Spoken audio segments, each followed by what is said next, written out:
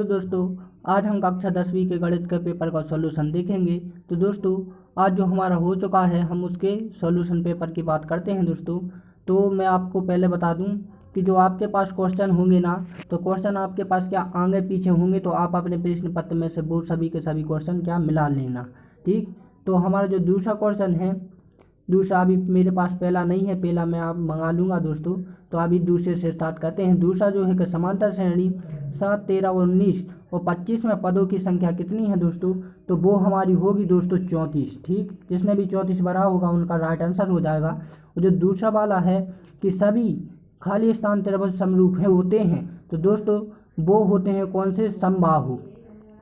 कौन से होते हैं दोस्तों, समबाहु त्रिभुज होते हैं। सभी त्रिभुज क्या होते हैं, समबाहु होते हैं। तो जो नेक्स्ट है कि त्रिज्या आर वाले वृत्त के एक त्रिज्याखंड जिसका कोण अंशों में थीटा है के संगत चाप की लंबाई होती है, तो दोस्तों वो होती है, आप लोगों को पता होगा कि थीटा अपॉन में 360 इंटू 2 पाई आर। जिसने भी ये भरा होगा उनका राइट आंसर हो गया होगा। ठीक, तो मैं ये अभी मिटाता हूँ, आप नोट करते चलिएगा। ठीक, अगला है कि करनी 3 एक खाली स्थान संख्या है, तो दोस्तों वो कैसी है, एक अपरिमेय संख्या है। कैसी है, एक अपरिमेय। ठीक, अपरिमेय संख्या है। जो उसके बाद जो अगला है कि चर x के बहुपदों पी एक्स में उच्चतम घात खाली स्थान कहलाती है, तो वो क्या कहलाती है दोस्तों, तो वो कितनी होती है, कहलाती है घात कितनी होती है, जो होता तो दोस्तों उसमें आता है 1। ठीक, जो अगला है कि द्विघात समीकरण ए एक्स स्क्वायर प्लस के बी एक्स प्लस के सी बराबर को हल कीजिए। ठीक, करने हेतु द्विघात समीकरण या सूत्र लिखिए। ठीक दोस्तों, तो जो सूत्र होता है वो होता है बी प्लस माइनस फिर under root b square minus के 4ac अपॉन में कितना होता है 2a। जिसने भी ये भरा होगा उनके ये क्या 6 नंबर ऐड हो चुके होंगे। अब हम देखते हैं जो अगला क्वेश्चन।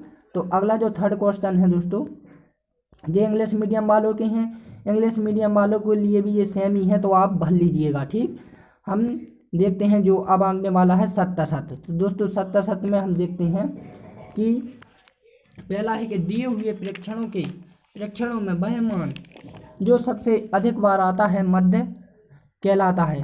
तो दोस्तों ये हमारा क्या होगा, गलत हो जाएगा।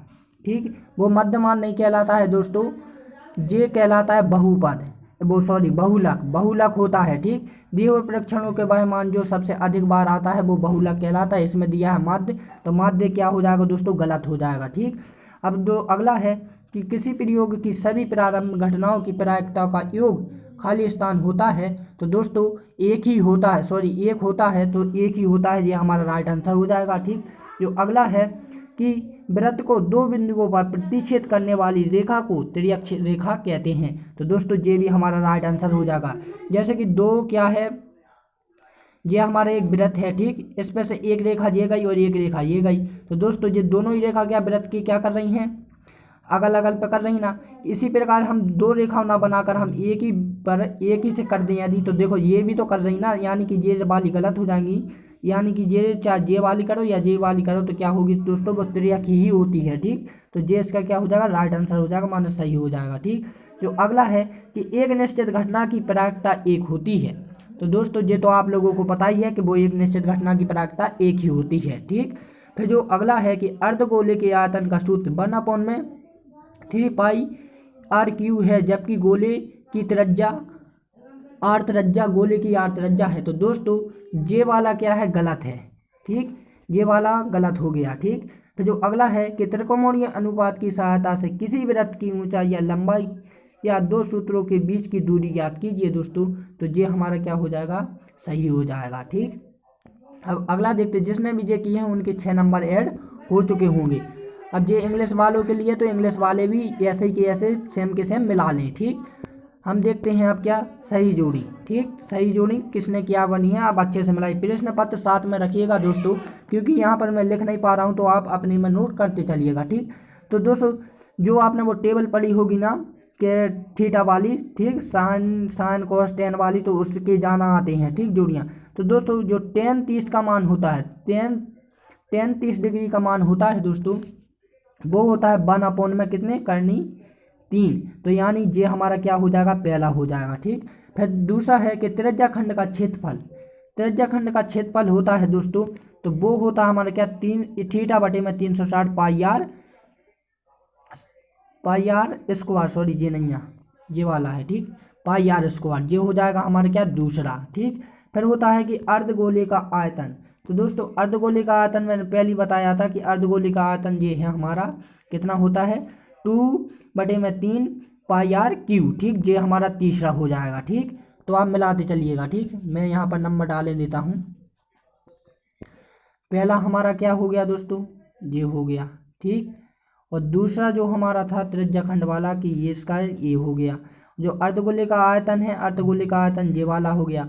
और जो साइन स्क्वायर 25 डिग्री प्लस के कोस स्क्वायर 25 डिग्री है, तो दोस्तों इसका कितना हो जाएगा, A1 हो जाएगा। ठीक, अब टेन थीटा बराबर आप लोगों को पता ही दोस्तों, जे एक आपने वो पढ़ी होगी ना, वो ऊर्ध्वाधर प्रश्न आते हैं ना आपके चैप्टर में है, तो इसका होता है साइन थीटा बटे में कोस थीटा। और दोस्तों जे एक सर्वसमीका होती है, तो आपने पढ़ा ही होगा कि साइन स्क्वायर प्लस के कोस स्क्वायर बराबर -1। तो दोस्तों क्या किया कि माइनस को इस साइड लिया और उसको उस साइड लेगा, तो ये हमारी क्या हो गई दोस्तों, टेन थीटा हो गई, यानी सी हो जाएगा इसका। ठीक, जिसने भी ये किए हुए ना उनके 6 नंबर ऐड हो चुके होंगे। अब हम देखते हैं अगला क्वेश्चन। तो अगला जो क्वेश्चन है हमारा दोस्तों, वो है हमारा क्या, ये वाला। ठीक, तो दोस्तों सबसे पहले मैं आप लोगों को एक क्वेश्चन बता दूं, नहीं पहले यही बता देता हूं कि एक वाक्य में होता है दोस्तों, वृत्त की छेदक रेखा की परिभाषा।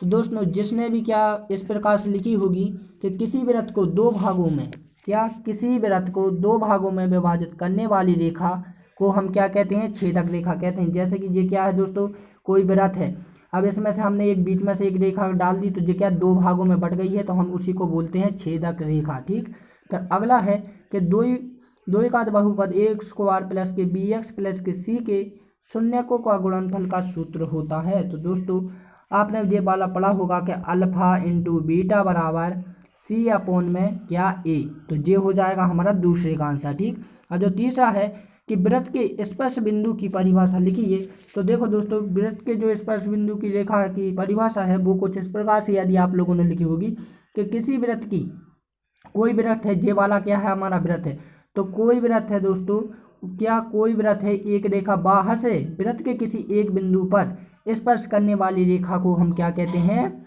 दोस्तों, स्पर्श बिंदु कहते हैं। ठीक, तो ये हमारी हो गई। ठीक, वृत्त के स्पर्श बिंदु, क्योंकि जो वृत्त है ना दोस्तों, तो किसी वृत्त के स्पर्श रेखा जो किसी वृत्त के बाहर से वृत्त के किसी बिंदु पर क्या स्पर्श करने वाली रेखा, माने कि उसको क्या कहते हैं, स्पर्श बिंदु कहते हैं। ठीक, इस प्रकार से लिखा होगा तो आपका एक नंबर ऐड हो जाएगा। ठीक, अब जो अगला है कि एक वृत्त के वृत्तखंड का क्षेत्रफल का सूत्र होता है। तो एक जो वृत्त का है ना दोस्तों, तो ये मेरे पास नहीं है, तो आप इसे कर मुझे कमेंट में बताएंगे। मैं अगला वाला आप लोगों को बताता हूँ कि किसी एपी के nवें पद के लिए कौन सा सूत्र है दोस्तों, तो वो आप लोग जानते ही होंगे, मुझे पता है, a प्लस के n माइनस के 1d। 1d जिसने भी भरा होगा दोस्तों उनका भी ये राइट आंसर हो जाएगा। अब जो अगला है कि आधारभूत समानुपातिका प्रमेय का कथन लिखिए। तो दोस्तों इसका जो कथन है ये बहुत ही टफ आया है, तो मुझे पता है कि टफ तो आया है, लेकिन आप लोग कल लाए होंगे। तो दोस्तों इसका होता है ए अनुपात बी समानुपात, ठीक, सी समानुपात डी। ये वाली प्रमेय यदि आपने लिखी होगी तो आपका एक ऐड नंबर हो जाएगा। तो दोस्तों जिसने भी ये 6 इस प्रकार से लिखे होंगे जैसे मैंने बताया है, तो आपके 6 नंबर ये भी ऐड हो चुके होंगे। तो दोस्तों अब मैं जो आपको विकल्प बताना चाह रहा हूँ कि जो पहला फर्स्ट वाला क्वेश्चन था ना, तो मेरे पास प्रश्न नहीं है, मैं आपको बोल कर बताता हूँ, तो आप नोट कीजिएगा। ठीक, आप प्रश्न मिलाइएगा। ठीक, हमारा जो फर्स्ट क्वेश्चन है कि 2 घात, ये वाला नहीं मिलाना दोस्तों, मैं आपको विकल्प बता रहा हूँ जो पहले नंबर पर था। ठीक, मेरे पास उसका क्या फोटो नहीं है तो इसलिए नहीं बता पा रहा हूँ, मैं आपको बोल कर बताता हूँ कि 2 घात बहुपद ए एक्स स्क्वायर प्लस के बी एक्स प्लस सी का आर एक प्रकार होता है दोस्तों, तो उसका जो जिससे मिलाइए उसका होता है क्या, सरल। ठीक, क्या होता है दोस्तों, उसका होता है सरल। ठीक, सरल रेखा, जिसने भी सरल रेखा ऑब्जेक्ट में लगाया होगा उनका एक राइट आंसर हो गया होगा।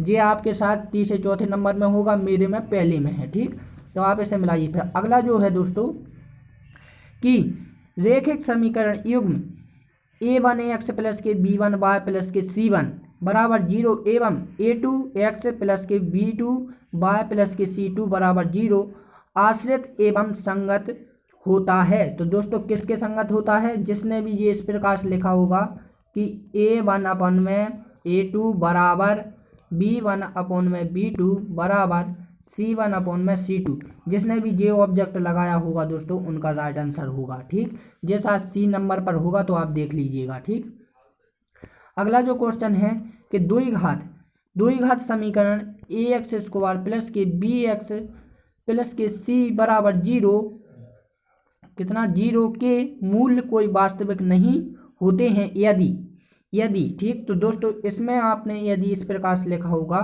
कि बी स्क्वायर माइनस के 4ac क्या 0 से कम होता है? यदि जे वाला लिखा होगा तो आपका राइट आंसर हो गया। जे वाला ऑब्जेक्ट लगाना, जिसने भी भरा होगा 1 नंबर ऐड हो जाएगा। ठीक, फिर जो अगला जो क्वेश्चन है कि AP -3 और -1 अपन में 2 और 2 का n 11वां पद है। तो दोस्तों वो निकल कर आएगा हमारा 22। कितना निकल कर आएगा? 22। जिसने भी 22 रखा होगा उनका सही होगा। ठीक, अब जो अगला है कि प्रसिद्ध यूनानी गणितज्ञ थेल्स का समय काल था। तो दोस्तों वो लगभग था हमारा कितना 676 से 476 से 550 तक का। ठीक, जो प्रसिद्ध यूनानी गणितज्ञ थेल्स थे उनका समय काल इतना था, यानी कि उनके रहने की उम्र, इनकी जिंदगी इतनी थी। ठीक, 476 से 550 तक की। ठीक, तो अगला है कि बिंदु P 3 और 2 और Q हैं -2 और -3 के बीच की दूरी ज्ञात करनी है दोस्तों। तो यहाँ पर मुझे पता है कि क्या जाने जो राइट आंसर निकल कर आ रहा है ना, वो आ रहा है लगभग कितना हमारा 7.07। ठीक, तो यही हमारा राइट आंसर होगा। अब जो किस प्रकार से आया है तो आपको मैं बता दूं। ठीक, तो दोस्तों सबसे पहले तो क्या आपने जब निकाली होगा ना इसका वो वाला फॉर्मूला लगाया होगा x1 प्लस के y1 बराबर अंडर रूट में, तो आपके जो अंदर में आया होगा वो कितना आया होगा 50। ठीक, करनी के अंदर। ठीक, जैसे ही आप इसे निकालोगे तो ये इस प्रकार से हो जाएगा, 5 बाहर आ जाएंगे, 2 इसके अंदर हो जाएगा।